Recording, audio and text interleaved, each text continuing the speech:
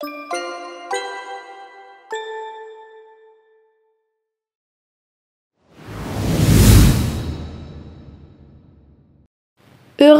et la paix. Comment la paix est-elle maintenue en Europe ?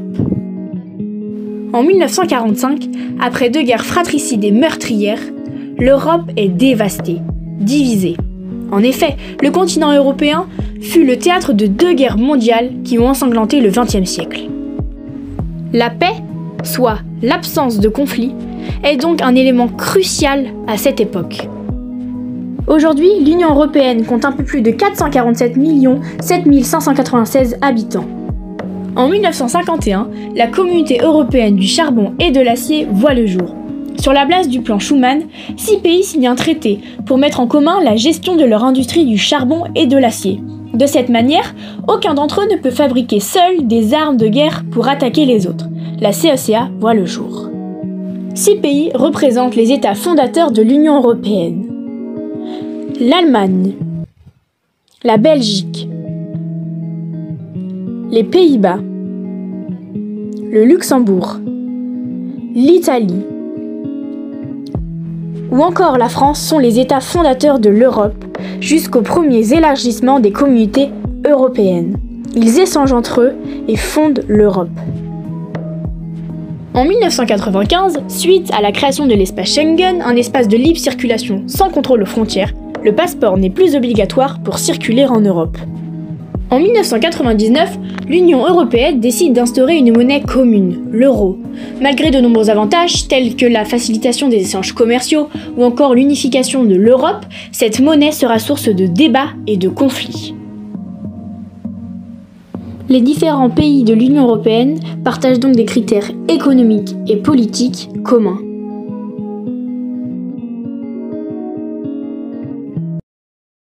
Dès son lancement et après sa création, la construction européenne ne pense pas contre la guerre, mais à l'abri de la guerre.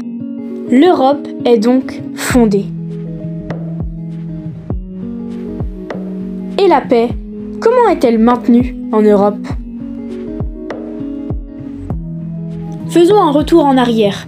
En effet, à l'Antiquité, les Romains avaient un projet de paix, notamment avec la SPQR, Senatus Populusque Romanus, soit la grandeur de la République romaine, ou en -27 avec la Pax Romana. Ils avaient donc conscience de l'importance de la paix. Pour que la paix triomphe au sein de l'Union européenne, des valeurs communes sont importantes.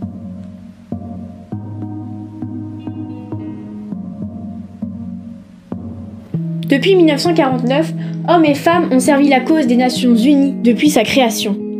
Ces casques bleus s'engagent à maintenir la paix dans l'Union européenne. En 1945, l'Organisation des Nations Unies, ONU, voit le jour. Ses objectifs premiers sont le maintien de la paix et la sécurité internationale.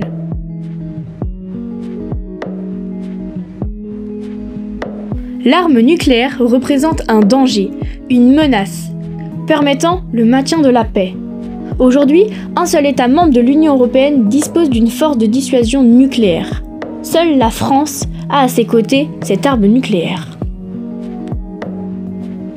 En 2012, le prix Nobel de la paix est attribué à l'Union européenne, en tant que personne morale pour l'ensemble de ses actions en faveur de la paix et de la réconciliation, la démocratie et les droits de l'homme en Europe.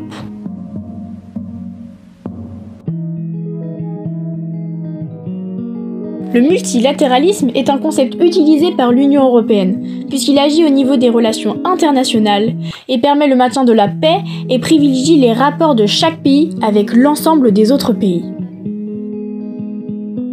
Pour entrer dans l'Union européenne, les pays doivent se soumettre à des conditions d'adhésion.